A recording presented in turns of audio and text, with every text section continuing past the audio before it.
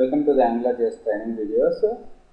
Previous video lo manam ngif అనే app directive గురించి ngif అనే మోడల్ డైరెక్టివ్ బైండ్ డైరెక్టివ్ గురించి చూసాము. అసలు AngularJS directives are HTML attributes with the ng prefix. So మనకి HTML attributes ఏమేమి ఉన్నాయి? src అనేది ఒక attribute, image అనేది ఒక img src అనేది ఒక attribute, అలాగా alt అనేది ఒక attribute. సో ఇలాంటి attributes కి ముందు ఏమొస్తుందంటే ng ప్రిఫిక్స్ వస్తే వాటిని AngularJS డైరెక్టివ్స్ అంటున్నాము. ఓకే, సో మోడల్ కి ముందు ఏముంది? ng అనేది ఉంది. సో అలాగే మనకి ngif init అనే డైరెక్టివ్ ఉంది. Directive initialise the AngularJS application variables. So మీకు ఏదైనా ఒక వేరియబుల్ని తీసుకొని ఆ వేరియబుల్కి వాల్యూని అసైన్ చేసి ఆ వేరియబుల్ని మనం మన HTML పేజ్లో, మన HTML డాక్యుమెంట్లో యూజ్ చేసుకోవాలి. సో అలాంటప్పుడు మనం ngif init అనే డైరెక్టివ్ని యూజ్ చేస్తాం. ఫర్ ఎగ్జాంపుల్ ఇక్కడ చూడండి, డివ్ ఒక డివ్ ఎలిమెంట్ తీసుకున్నాము. డివ్ ఎలిమెంట్లో ngif app equals to, so మనం AngularJS అప్లికేషన్ని ఇనిషియలైజ్ చేసాము ఇక్కడ. తర్వాత ngif init equals to, so ఈ ngif init equals to double కోట్స్లో ఒక వేరియబుల్ని క్రియేట్ చేసాం. మై వెబ్సైట్ అనేది ఇక్కడ వేరియబుల్ నేమ్. దానికి ఏం వాల్యూని అసైన్ చేసాము? www.vlrtrain.in అనే దాన్ని అసైన్ చేసాము. సో తర్వాత మనకి మై వెబ్సైట్లో ఉండే వేరియబుల్ వాల్యూని మనం అసైన్ ప్రింట్ చేయాలనుకుంటున్నాం. అప్పుడు ఏం చేస్తున్నాము? ngif bind equals to my website. So డైరెక్ట్గా మనకి అవర్ వెబ్సైట్ వాల్యూ ఏదైతే ఉందో అది డిస్ప్లే అవుతుంది.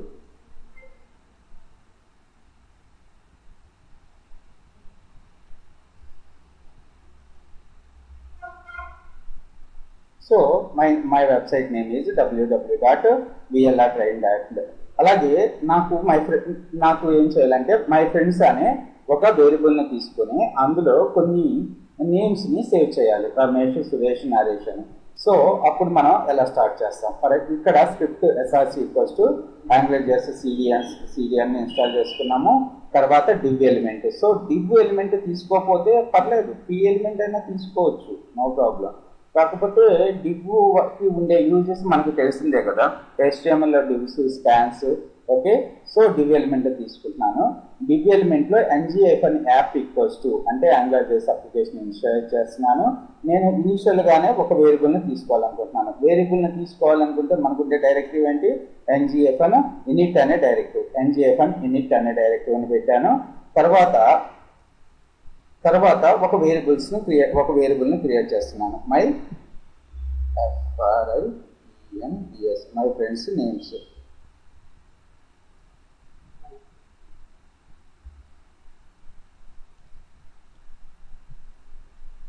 So my friends, my f names. Okay, so ఇక్కడ మై ఫ్రెండ్స్ నేమ్స్ దగ్గర ఎంతమంది అయితే ఫ్రెండ్స్ ఉన్నారో వాళ్ళందరూ వాల్యూస్ని అసైన్ చేస్తున్నాను. Ramesh, Naresh, Naveen, Ravi,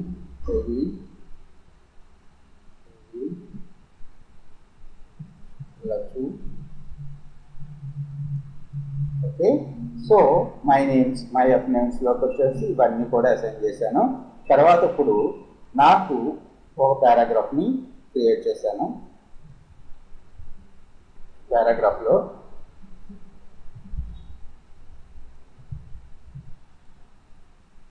hi friends, this is Venkat. Hi, this is Venkat.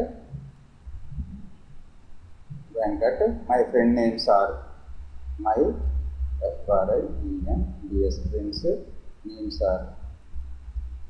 Are. So ఇక్కడ ఇవన్నీ మనం టైప్ చేయకోకుండా ఆ వేరియబుల్ని ఒకసారి యూజ్ చేసుకుందాం. యూజ్ చేసుకోవాలంటే డైరెక్ట్గా ఇక్కడ ngif బైండర్ని యూజ్ చేయలేము కాబట్టి స్పాన్ అనే ఎలిమెంట్ని తీసుకుంటున్నాను. ఈ స్పాన్లో ngif అంటే ఇక్కడ HTML భాషలో ngif బైండ్ అనేది ఏంటిది? ఒక attribute. ngif bind equals to equals to my F names.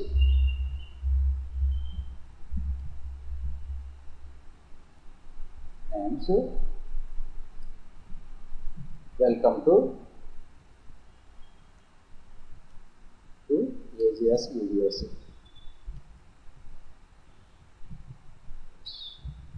So /p. So ఇప్పుడు చూడండి ఎలా వస్తుందో. So this is Venkat, my friends names are. So అందులో ఉండే వేరియబుల్స్లో ఉండే వాల్యూస్ అని వచ్చేసినాయి. సో మరి మనకి ఇక్కడ వాల్యూ ఎందుకు డిస్ప్లే కాలేదు? తర్వాత స్పాన్ అని ఎండ్ చేయలేదు. ఓకే, స్పాన్ ఎండ్ చేస్తున్నాను.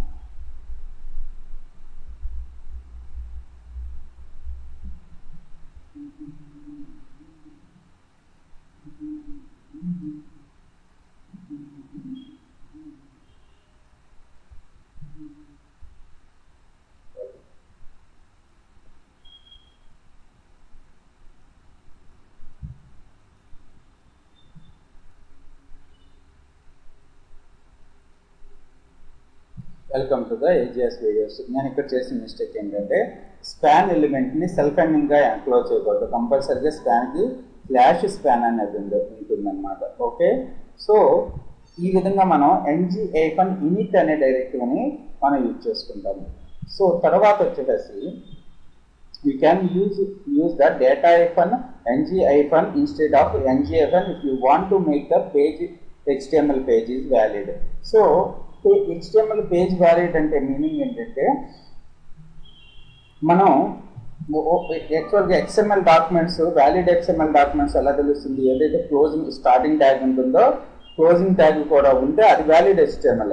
సో లేకపోతే ఇన్వాలిడ్ HTML అయిపోతుంది అనమాట. అంటే పేజ్ అనేది రన్ అవుతుంది, కాకపోతే అందులో ఉండే ఎర్రర్స్ మీరు ఏదైనా ఒక వెబ్ పేజ్ని తీసుకెళ్ళి HTML ఎర్రర్ గూగుల్లో ఏమైనా సెర్చ్ చేస్తారంటే HTML పేజ్ ఎర్రర్స్ ఫైండర్ అని సెర్చ్ చేసి మీరు క్రియేట్ చేసిన HTML పేజ్ని అందులో వేసినట్టయితే చెక్ చేస్తే మీకున్న HTML డాక్యుమెంట్స్లో మీరు ఏవైతే ఎర్రర్స్ చేశారో, ఎర్రర్ మిస్టేక్స్ ఉన్నాయో అవన్నీ చూపిస్తారు.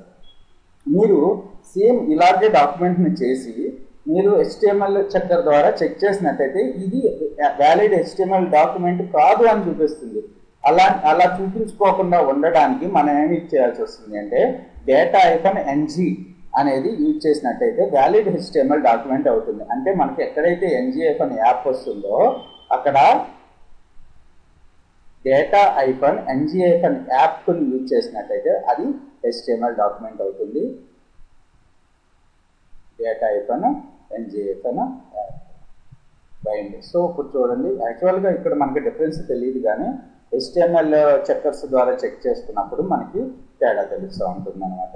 ఓకే, సో ఈ విధంగా మనం ng యాప్ డైరెక్టివ్ని, ng init డైరెక్టివ్ని, ng బైండ్ని, ng ఇంకో డైరెక్టివ్ ఏముంది మోడల్ డైరెక్టివ్స్ని యూజ్ చేసుకుంటాం. Thanks for listening.